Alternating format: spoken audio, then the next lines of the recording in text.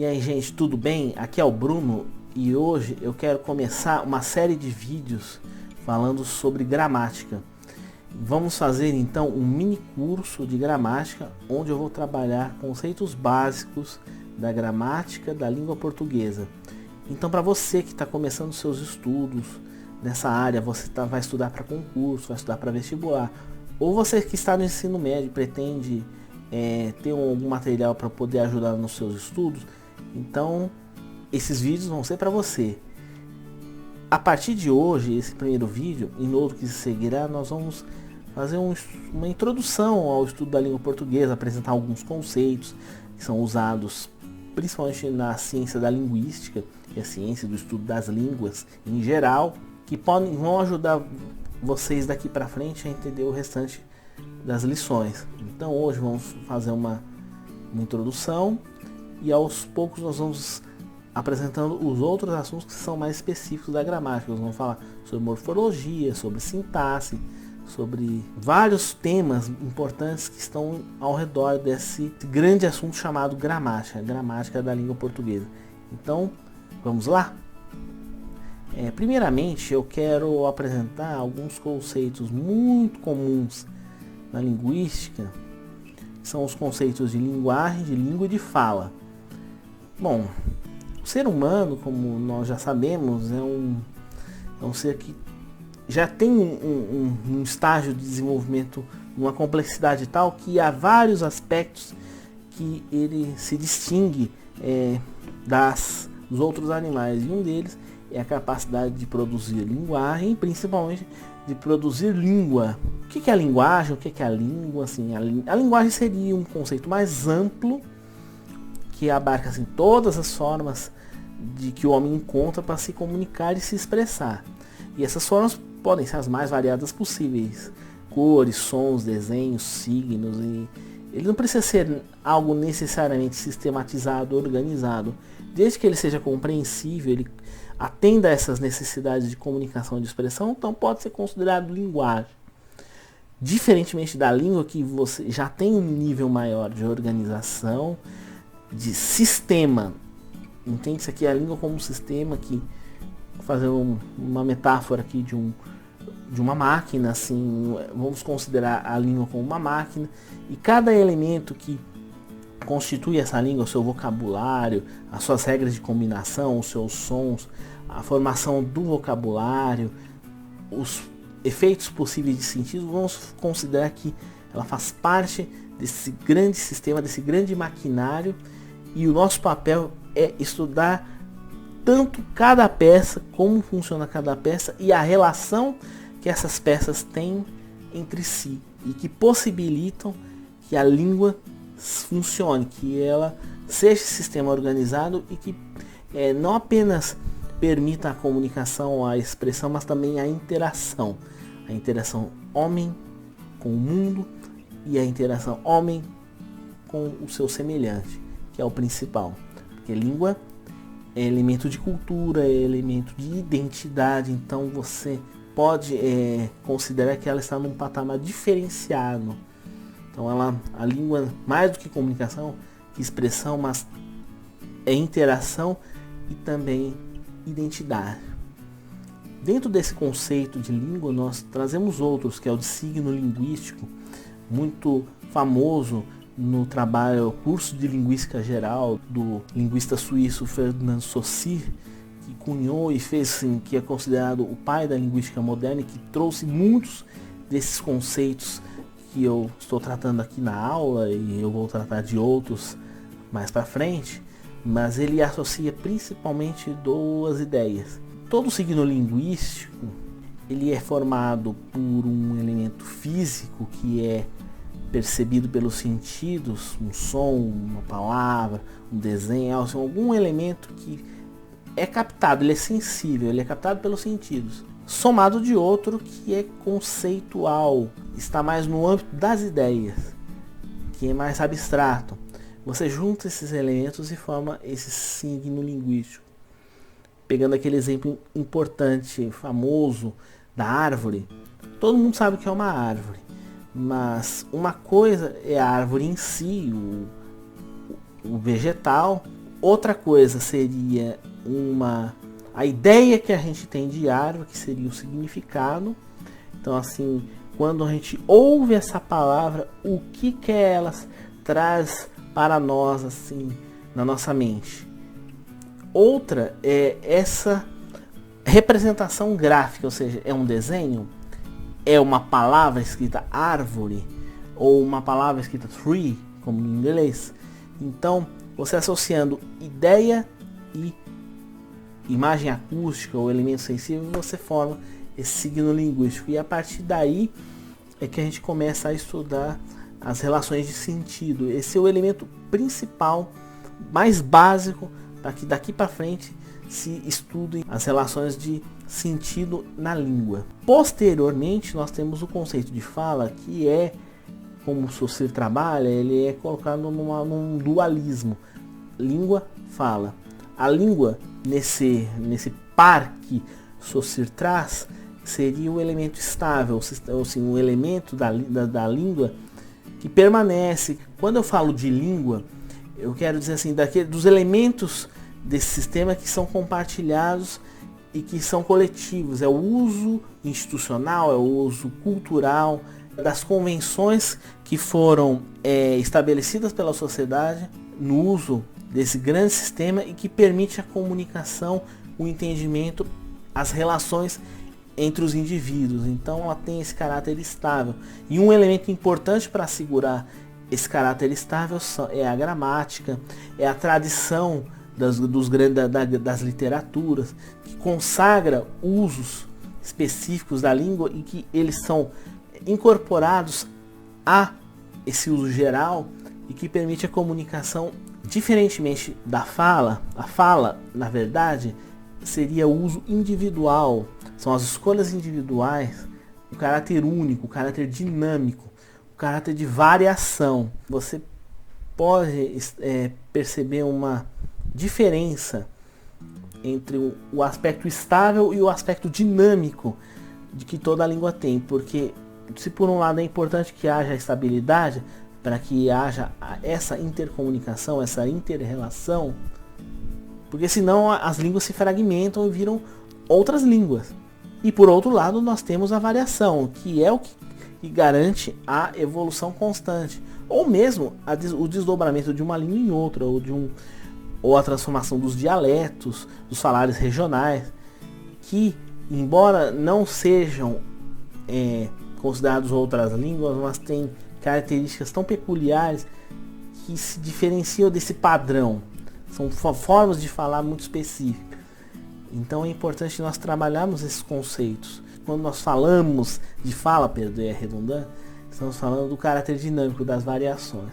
E essas variações podem ocorrer de várias formas. Elas podem ser pertinentes a uma região, que é as variações geográficas. Então, o jeito de falar do paulista, do baiano, do gaúcho.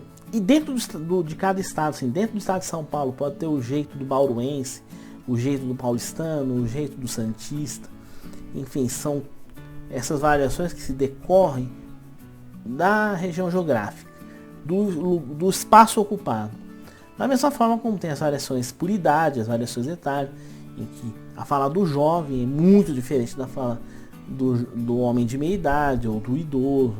Por quê? Por causa das gerações, das influências. Então cada geração tem o seu próprio jeito de uso da língua. As variações sociais, que dizem relação à classe social.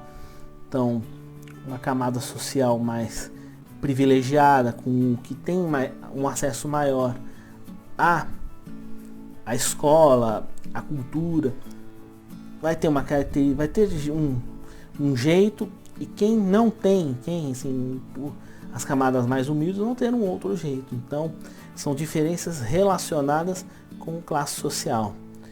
As diferenças profissionais, então tem a língua do médico, tem o jeito de falar do médico, o jeito do advogado, do engenheiro, enfim. São essas variações relacionadas à profissão, que tem seus termos específicos, são as terminologias que expressam conceitos bem próprios, fenômenos bem próprios daquela profissão. Então, muitas vezes quando você ouve, por exemplo, um médico falando com outro médico, você não entende nada. Por quê? Porque são usos bem próprios da língua, assim, pertinentes àquele trabalho específico. E por fim são as situacionais, que na verdade tem a ver com a adequação ao ambiente, ao momento da fala. Com certeza eu não vou usar a norma culta quando eu estiver falando com os meus amigos. Por quê? Porque vai ficar estranho. Eles vão achar, assim, você falar alguma coisa, por exemplo, permita-me oscular no seu rosto, isso vai ficar esquisito. Falar para uma amiga minha desse jeito. Por outro lado, se você está num ambiente de trabalho, num ambiente jurídico, falando com uma autoridade, então você tem que se atentar ao uso dessa língua para você não provocar nenhuma reação estranha. Então, o uso de uma norma, de um formalismo maior é adequado nesse caso. E uma informalidade, ao contrário, não vai pegar bem, falando seriamente. O importante é que as pessoas conheçam essas variedades linguísticas. Muitas elas já conhecem pela convivência, mas há muitas outras. Então é importante que quanto mais a gente saiba da nossa própria língua, as possibilidades de uso que ela tem, melhor, porque a gente vai saber se adequar a cada situação. Principalmente conseguir construir boas relações, conseguir expressar, se comunicar da forma adequada, sem correr risco de um estranhamento, porque por usar uma variação errada, um jeito errado de se falar. Então nós vamos entrar numa outra relação de conceitos ainda relacionados com a questão da variação. Os conceitos que eu apresentei antes têm a ver com a variação linguística, mas eu também quero apresentar o conceito de norma, que são regras de uso. Uma convenção, no caso, a norma culta é a variante de prestígio, que é usada na escola, que é usada pelo Estado, nas publicações oficiais, pela imprensa, ainda que na imprensa haja alguma flexibilidade nesse sentido. Mas a norma culta é considerada o elemento de unidade. É graças a ela que você consegue garantir a unidade na diversidade. Se nós temos tantas variações, é preciso que haja um parâmetro, haja uma referência. E a norma culta, que é construída a partir de uma longa tradição literária, gramatical, acadêmica, é ela que vai dar essa unidade. Conhecer a norma culta é garantir acesso a um número maior de contextos, seja contextos sociais, culturais, enfim. É importante que a dominemos, que a usemos, que a cultivemos. Por outro lado, a norma coloquial estaria no estágio mais flexível. Ela é menos cuidadosa que a norma culta, ela é informal, mas ela é menos assim rejeitada assim, em meios mais formais. Assim. Ela seria um meio termo entre uma norma padrão e a norma vulgar. A norma vulgar é a norma totalmente descuidada, em que se permite todo tipo de expressão, inclusive palavras vulgares, palavras chulas, de gosto duvidoso. A coloquial isso não é necessariamente verdade. E por fim nós temos a gíria. A gíria é o jeito próprio de um grupo, de falar de um grupo, é o vocabulário próprio. São aquelas palavras bem peculiares de um grupo social, até mesmo de uma profissão. É que na profissão aqui é o jargão, que é a gíria profissional, mas aqui nós estamos falando em um sentido mais amplo também, dizendo respeito a grupos. Então, por exemplo, hoje em dia nós temos muitas tribos. Então tem os skatistas, tem os surfistas, os roqueiros, as patricinhas, assim. Pegando alguns exemplos comuns. Cada um dessas tribos vai ter um jeito próprio de falar, de usar a língua, com termos bem específicos. É aí que entra a gíria. É importante a gente entender que enquanto o estudo de língua envolve toda uma série de circunstâncias que vai além da norma padrão. A norma padrão, ela tem um propósito de unidade, de estabilidade. Retomando um pouco aquilo que foi falado anteriormente. Você tem uma diversidade linguística, cultural, que precisa ter alguma referência para que essas várias faces da sociedade brasileira, das várias comunidades, das várias tribos, dos vários falários regionais, a norma culta tem esse caráter de unidade, tem esse caráter de garantir que haja uma intercomunicação entre esses vários grupos, essas várias tribos. Então, o que é ensinar língua? Aqui falando um pouco como professor.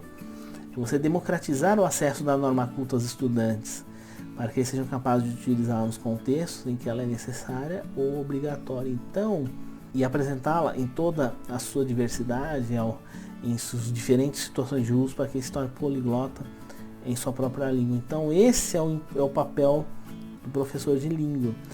É importante que a gente saiba transitar nessa variedade. E a forma mais adequada de você garantir esse interdiálogo é conhecer essas variações linguísticas, sem descuidar da norma culta, porque ela é que é a referência, ela é que é o padrão. Então, negar o acesso da norma culta ao aluno é um erro muito grave. Tem alguns linguistas mais polêmicos que defendem isso, mas assim, eu considero algo muito sério e muito grave você, por qualquer razão, achar que a norma culta não deve ser ensinada. Ela deve ser ensinada sim, porque ela que vai ser pode servir como uma ponte de um aluno, independente da sua condição social, para que ele consiga alcançar outros espaços. Não podemos tirar isso do aluno, não podemos tirar essa possibilidade de ele ascender socialmente. E a norma culta, com todas as críticas que podem ser feitas ao ensino, até o próprio conceito de norma, até a sua essência, mas é inegável que ela é importante e ela precisa ser ensinada. Então, deixemos a ideologia de lado, deixemos as polêmicas sem sentido de lado e vamos aprender gramática, vamos aprender língua portuguesa em seus vários aspectos e vamos cuidar bem do nosso vernáculo. Conhecer a língua também é credibilidade. Então, se você tem dificuldade no uso da língua, isso vai prejudicar a sua relação com outros grupos, com outras pessoas. E não é isso que se espera. O que se espera é que um aluno tenha essa capacidade de perceber as situações, entender como ele precisa se portar, como ele precisa se adequar e saber usar a língua da forma adequada para que ele consiga exercer o seu propósito, que ele consiga um novo emprego, ou faça novos amigos, enfim, ou apresentar suas ideias, enfim, que ele seja esse poliglota na sua própria língua.